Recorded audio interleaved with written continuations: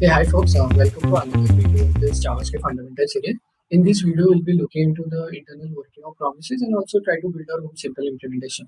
So promise is a very fundamental concept in JavaScript and one which is very unique to JavaScript. Hence, a lot of developers have a hard time wrapping their heads around it, and most folks don't have an in-depth understanding of how they work internally. As a result, they end up clueless whenever a tricky promise-based question is asked in interviews or whenever there is any application issue based on promises. So in this video, I'll try to go in depth into how promises work and also try to write our own implementation along the go.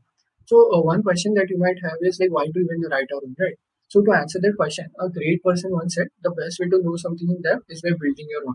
So with that philosophy in mind, let's get started. So what are promises? According to MDN, a promise is an object that represents the eventual completion or failure of an asynchronous operation and its resulting value. So I'll go into what each of these terms mean eventually, but in simple words, a promise is just a placeholder for a value that will be available in the future. So let's understand that with an example. Suppose we have to make an API request to fetch some data. So this API request that we'll be making is the asynchronous operation because the data won't be available instantly and there will be some latency after which the data is going to be available to us. So let's see that with an example. So here what we are doing is I'm using this fetch function. I'm using this fetch function and hitting this endpoint and I'm storing the result in a variable called promise from fetch. And now if I just log this variable, see this is nothing but it's a instance of the promise class, and if I open that, it's an object and it has two properties called state and result. And if I go deeper into this result object, it has all this data which is nothing but it's the data which is coming from the API. So what exactly is happening here, if you think it very simply, is we hit this API and we are using this fetch function. So JavaScript in a way is telling us that okay, this function is going to take some time to complete. So I'm giving you this object, hold this object meanwhile, and when the data eventually becomes available to me, I'll update it in this object. So that is why I told that it's nothing but it's acting as a placeholder for a value that will be available sometime in the future. So let's understand the anatomy of a promise. So we already saw that a promise has two properties. One is the promise state and another is promise result. So promise state, as the name suggests, it indicates the current state in which the promise is in. So it can be in three possible states. First is the pending state, which indicates that the async operation has started, but it has not yet completed. Then there is another state called as the fulfilled state. So fulfilled indicates that the async operation has completed successfully. Then we have the last state, which is rejected. So rejected indicates that the async operation failed for some reason. And then we have another property which holds the result of the promise. And the result could be, say, if it if the promise or the async operation completed successfully, then this promises result would hold the value of that async operation. And if it failed, then it would hold the error or the reason why that async operation actually failed. So apart from this new property, there are also few methods which are available to promise instances. So let's look into them one by one. So the first method is then. So then takes in two arguments. One is a callback for the reserved state, and the second argument to this is like the callback for the rejected state. So what do I mean by that? So basically, then is a way to register callbacks whenever there is a change in the state of the promise. Say when the promise changes from pending to resolved, the first argument that we pass to dot then that callback is going to get executed. And say if it didn't get resolved but for some reason it got rejected, then the second argument that we pass to then that is going to get executed. Then we have another method called catch. Catch is almost identical to then, but it's like we are just passing in the second argument to then. So whatever callback function we pass to dot catch, that is going to get executed when the promise changes its state to rejected.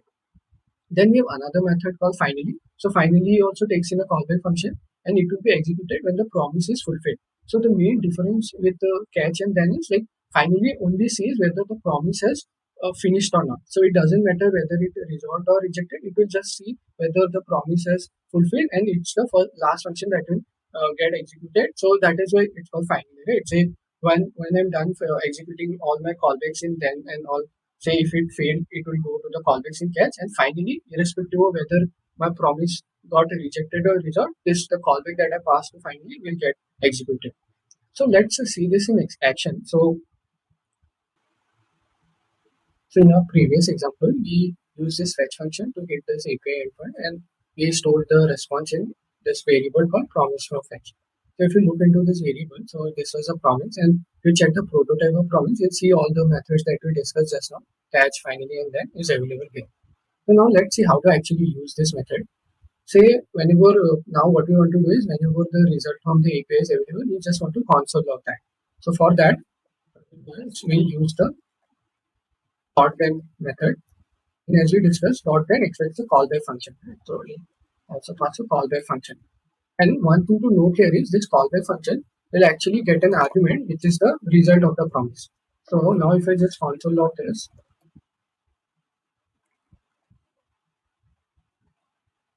let's see what will be the output. So if you see, is logged from then and the response. So this response is nothing but the API response. And if you have to actually print the data which is coming from the API, we'll have to add another dot then to it, and we'll have to parse this and log the data which is coming from the API. But this actually justifies whatever we discussed so far, right? So dot then is a way to register a callback that will be executed whenever the promise is resolved, or in this term it's called fulfilled. Similarly, we could have also used the dot catch. So it would be just like this one, but we'll have to replace this with catch. And this is also going to expect a callback function, but the main difference in this case would be this result that we get here would be the error or the reason why that particular promise failed. So yeah, this was mostly how to use this methods dot then and catch. And yeah, so apart from this methods which are available to promise instances, there are also a few static methods available to promise class. Why? What do I mean by that is like these methods are not available to instances like dot, like the one which we discussed here, right? But instead these are available to the promise class itself. So few of these methods are all settled race and any. So these are used to handle array of promises. I won't go into the depth of what this is. Like we'll discuss this in some other video. But for this video, let's focus only on promise.resolve and reject. So promise.resolve, what it does is it returns a new promise, but that promise would be already resolved. And similarly, promise.reject returns a new rejected promise with the whatever reason or error we pass to this method. So let's see this in action as well. Say,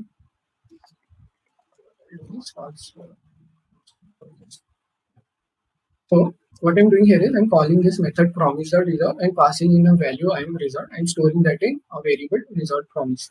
So if I just check what is my result promise,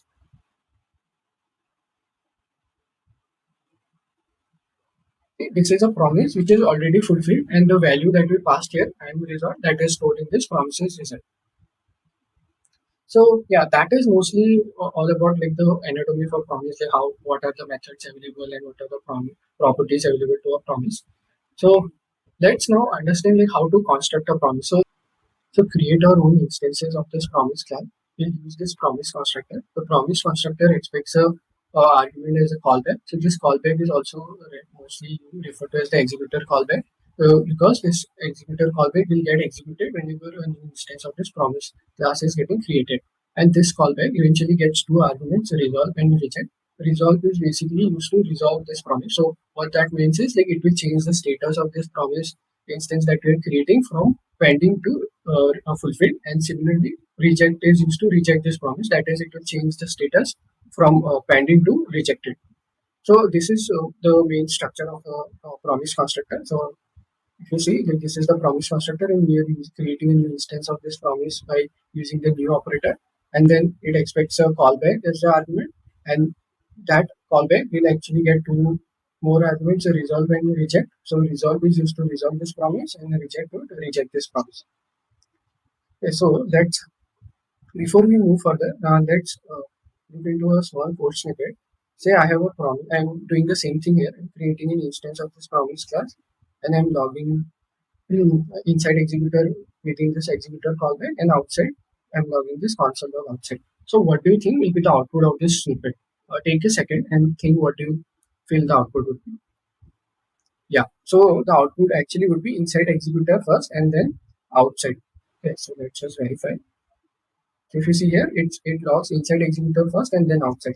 So why I added this snippet is because I've seen a lot of time what confusion or people have is whenever they see this promise thing, they think that okay, this is some asynchronous operation that is going to happen. So this is not going to happen synchronously.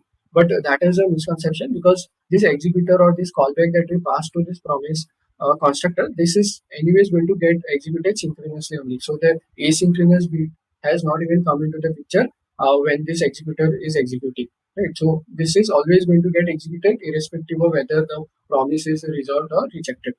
And then like after that, the console log outside. So now that we know how to create our own promise instances, so how do we even get access to the result whenever the promise is fulfilled or rejected? Or simply how do we even get notified whenever the promise is fulfilled or rejected? So for that, we can use the helper methods that we already discussed a while back, which is dot, then catch, and finally. So let's see. So here what I'm doing is I'm creating an instance of the promise and storing that in a variable called promise1. And I'll resolve this promise using set timeout after 1 second.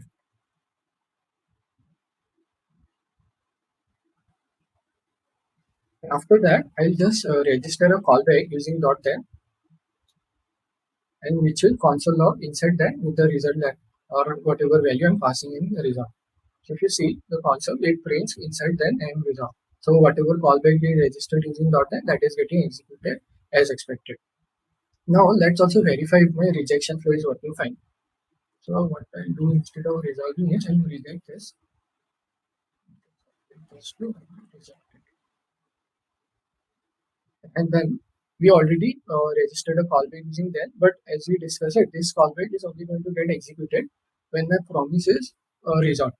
But in this case, since it's getting rejected, this callback is totally getting ignored. So for registering callbacks that will be executed when the promise is rejected, we will have to use this dot catch here. So I'll do a similar thing and register a callback, and inside that callback, what I'm doing is just console logging inside catch and whatever response is being stored in the promise. So you can see in the console, read inside catch and rejected. So earlier we also discussed like dot that takes in a second argument which will get executed whenever my promise rejects, right? So let's actually verify that as well. Yeah. So you saw right now we are getting two inside catch. So just to verify that this is coming from there.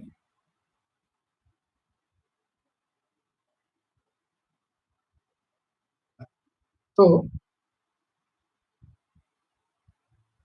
So here what is happening is, so as we discussed it, then takes in two callbacks. One is the callback which will run when the first callback is the one which will run when the promise is resolved, and the second one is the one which will run when the promise is rejected. So in this case, the second one gets executed. So dot catch can be used when you are not actually passing in any second argument. So you can use dot catch, but if you have already passed in the second argument, so this would then be ignored. Yeah, I think that's basically how to use this promise and dot then and dot catch. So let's look into few more interesting use cases of this dot then and dot catch. So I have a small snippet here. It's very simple. What I'm doing is I'm just calling this promise.result method, which returns a result promise. And in that promise, I'm just registering a callback using the dot then method. And then after that, I'm just logging outside promise here. So my question is, what do you think would be the order of execution of this particular snippet? Take a second and try to think. Okay. So basically, like the main confusion here could be, so we already discussed so far that whenever we pass any callback to dot n, that is going to get executed once the promise is resolved. So in this case, whenever we call the promise dot resolve, it already returns a resolved promise. So with that same concept in mind, that callbacks passed to dot then should get executed whenever the promise gets resolved. So this is an already resolved promise, right? So the moment we register this callback and dot then is executed. So this since this is an already resolved promise, this callback should have also got executed then and there itself, right? But let's see what exactly is the output. So if you see here, the output is outside promise first and then inside then. So let's see why exactly is that happening, even though my promise was already resolved when I call dot then. So for that, I use this visualizer tool. So I'm gonna run this step by step. Okay, so I name this dot then function that I'm passing to result promises then callback. So you see the moment this line of code executed, it registered a callback in the microtask queue. So that like this is the main thing to note here, that this callback didn't directly go to the call stack, right? And then let's move to the next step. Then it logs outside promise. So basically this line of code is getting executed. So it prints outside promise. Now let's move to the next step. And now if you see this then callback that was there in microtask queue, that moved to the call stack. And now if we move to the next step, this is where this like whatever was there inside the then callback that gets executed inside that and instantly resolved. So what exactly happens here is whenever we pass any callback to dot then, no matter whether the promise is already resolved or not, the callbacks passed to dot then is not going to get executed directly, or to be more technical, it will that callback is not going to directly go into the call stack. So it will first go to the microtask queue, and only after like the event loop sees that the call stack is empty and there is a task in the microtask queue, it will get come to the call stack. So it doesn't directly get executed, and that is the reason why even though my promise was resolved, this callback that I passed that didn't get executed instantly, but it first went to the microtask queue, and from the microtask queue, it came to the call step. So this is a very important thing to note here whenever you're dealing with callbacks passed through dot then or dot catch. This is another snippet. What I've done here is I've chained multiple dot tens one after the other. So just like the previous example, I would request you to take a second and think what would be the output of this one, and then we'll go into the understanding of what exactly is happening here. Yeah. So let's just save it and check what the output is, and then yeah. So if you see the output is I'm resolved, and then first then second then. So let's see what exactly is happening here. So we have a promise which is already resolved, and then we are registering functions using the dot then method. So first dot then is registering a method called first then the second dot then is registering a callback called second and then third then. And then what you're doing is from every from dot then you're returning the response like the result of the promise, and then appending the say in this first then we appended a string first then, and then in the second then we are just appending second then. So, like the main point to note here is whenever say the first then execute, the result it would get here is the result which is stored in the promise, which in this case is I'm resolved. So for first then, the result is I'm resolved, and then we append it for another string first then to it.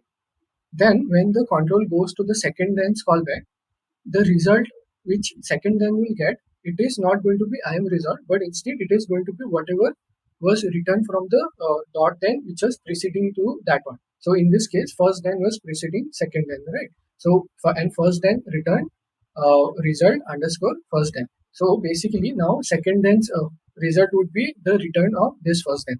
So as a result, it got I am result underscore first then underscore second then. And then in the last then that we have, which is calling as third then, this would get the result from the previous then, which is nothing but this particular string that we see here, and we are just logging that. So that is how this chaining works. Like the first then will get the result which is stored in promise, and then the next then that we attach after that, that will get the result which is returned from the preceding one. Okay, so let's look into an like another case to that this particular chaining. So what I have done here is like I just comment this out. I've just extended this particular example, and similarly, I have everything is same. I have a first then a second and a third then, and then after third then I've attached another dot then, and to that I'm passing a callback called fourth then, and fourth then again is expecting a result, and it will return result underscore fourth then, and then I have another dot then to which I'm passing a callback called fifth then, which will just log my final response. So here like everything is same just like the previous example, but the only thing which is differing here is like instead of returning anything from third then I just console log response result here, right? So third then basically is not returning anything, or in other words it's returning undefined. So it's in a way it's just breaking the return of the chains, right? So first then return something, second then return something, my third then didn't return anything, it just returned undefined. So let's see what the output would be. So if you see this console log, okay, let's also log third line, then we know that it is coming from here. So this third line which had a console log, it's actually printing whatever we saw in the previous example, right? I'm result underscore first line underscore second line. But my third line didn't return anything. So as a result, the fourth line result that it is expecting, it has become undefined now. So it would log undefined underscore fourth line. So it's like we are in a way we broke the chain of returns, right? So it got undefined in between. So that result, whatever. So far my result was I'm result underscore first then underscore second then. So that got like now my fourth then won't get access to that particular thing because the preceding dot then returned the undefined. So that is how this entire chaining works actually. Let's now see what happens when we return a promise from any of the callbacks passed to .NET. So far, we've been directly passing or returning raw value. So let's also see what happens when we return a promise from any of the callbacks passed to .NET. Okay, so here in this example, I have a callback which is returning a promise in this one. So fourth then is a callback that I passed to .NET, and this fourth then returns a promise which will get resolved after 1000 milliseconds. And after that, I have another .NET where I'm passing a callback on feedThen. So I'm expecting feedThen to log something. So now the question is, what do you think will feedThen log here? So will it wait for the promise to get resolved and then print the result which is written from the promise, or it's not going to wait for the promise to result and it will just log whatever was the result so far, right? So let's run it and see. Yeah. So the output is feedThen inside promises then I am result underscore first and second then. So let's see how this output is coming. So I am result underscore first then second then is the return from the second then. So this is going to the fourth then. Okay, so this should have been third then. I made a mistake here. But yeah, anyways, so this is the input to the callback of fourth then. Okay. And then this fourth then returns a promise which resolves with this string and then it appends this inside promises then to it. So now feedThen is getting this entire thing. So basically what is happening that means is feedThen waits for this then whatever. So whenever then the callback return from then actually returns a promise. So like any dot thens after that would wait for the preceding dot then to actually complete, and only after that promise is resolved or rejected it will move to the like control would move to the next callback in the queue. So this is what is happening here. Okay, so let's move to another case. So far, we have only seen this chaining with where the promise is getting resolved. So let's now see what happens if my promise or gets rejected, right? So I'll extend this problem only, this example only with the one which returned the promise. But instead, what I will do is instead of resolving it, what I've done here is I've rejected this. So I've said that okay, I'm rejecting after response and I'm rejecting it after 1000 milliseconds. So let's see what the output would be. Okay, so it prints inside catch I'm rejecting after response. So basically now what is happening is like the control is going to the callback that we had registered using the dot catch. So this is happening just like whatever we had understood so far, right? That any callback passed to dot catch is going to get executed whenever the promise is rejected. So in this case, something in the chain got rejected. So the catch which is registered after that would get executed. Let's look into another case related to catch itself. Yeah, I promise this is the final one. Yeah, I know we might have discussed a lot of snippets and lot of cases, but yeah, I promise this is the last one. So, okay, so let's see what happens when you have like multiple. So we already saw what happens when we have multiple dot thens one after the other, right? So what? Let's see what happens when you have multiple catch blocks of one after the other. Okay, so here I have a promise which I'm creating using promisor resolve. I have a first then, second then, fourth then, fifth then, and I have a catch. Okay, so this is the first catch that I'm registering, and then I also have a second catch. And my and the promise that I'm returning from fourth then is getting rejected after 1000 millisecond, which was basically the same thing which was happening in the previous example. So I've used that same thing, but I've added another catch block to it. So now what do you think will the output be? Will it so one thing is for sure, it will come to the catch log. So will it print like console log inside catch once and then like the next statement would be console log inside second catch. So what do you think would the output be? Yeah, let's check it. Yeah. So if you see the output is only inside catch, I'm rejecting after response, whatever we saw in the previous example. So basically what happened here is anything that we did in the second catch was totally ignored.